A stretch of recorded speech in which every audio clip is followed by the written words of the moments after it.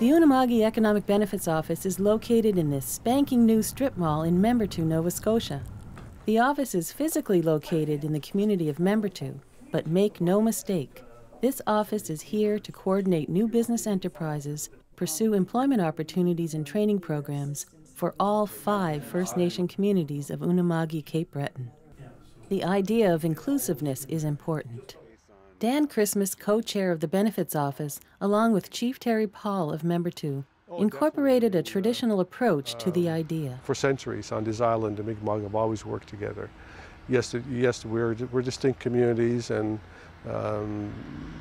individualism is important, but when it comes time to do serious business like what we're doing here, I think it's very, very important to work as a nation.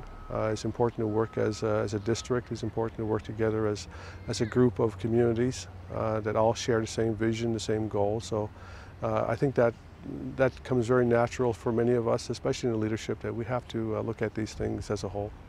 Things got underway in 2007 with the formation of a steering committee initiated by the 5 communities whose goal was to try to capitalize on the various projects being undertaken by government and industry in Cape Breton to attempt to secure First Nations participation in these projects.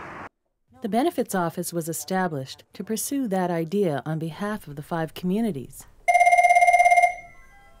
The initial project involved a set-aside program where a substantial amount of funds were set aside to allow Aboriginal companies to participate in the cleanup of the Sydney tar ponds. Several Native-run businesses have successfully participated in this program. The tar ponds' successes were just the start of the Benefits Office's activities. We've started looking now beyond the tar ponds. The tar ponds will be complete in another 2 or 3 years. So what happens then? What's our purpose? How do we keep going? We've established now some very unique other partnerships with Amera Utility Services, where they've now committed to hiring Aboriginals. And we're working with them very closely to put together some very unique training. Now, New Page, the paper mill in Port Hawkesbury, they've heard of this, and they want to adopt the very same approach. So we've just started training some individuals for working there. And to date, not one Aboriginal works in the pulp mill in Port Hawkesbury. Now they've committed to hiring, I think, 4 or 5, and we're training about 10 individuals very closely with them. They even helped with the selection. And that's turning out to be very positive. So we're looking at creating more and more partnerships like that. This progressive approach towards business development for Unama'ki has started to open up new ideas and creative initiatives for the future. The Aboriginal communities locally now are becoming very much an integral part of the business community here in Cape Breton. Now we're looking at some of the big opportunities. Port development is very much in the forefront in discussion now, both in Sydney here and in the Strait area. We think we are well positioned now to have the Aboriginal communities be very much part of that. We're also looking at a very unique kind of partnership in the area of green energy and doing research and development. So the steering committee has challenged our office to find ways to engage more young Aboriginals in the sciences and engineering.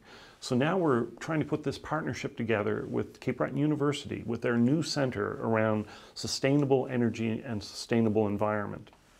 And we want to have young Aboriginals part of that, doing research and development into what the opportunities are around green energy. That's a huge opportunity around the globe. So we're very excited about that. Dan Christmas has seen some real change in the community and looks forward to a brighter future for all of Unama'ki as a result of the work of the Benefits Office. 10 years ago, this community was struggling with employment and business development, and I've seen a lot of people in this community who didn't have much of a future to hope for. So today, 10 years later, now we're seeing a whole group of young people, a new generation that's coming through, and they see a bright future, and they see themselves being a part of tomorrow's future. So, I mean, just to see that outlook change in a matter of a few years, that's worth it in itself.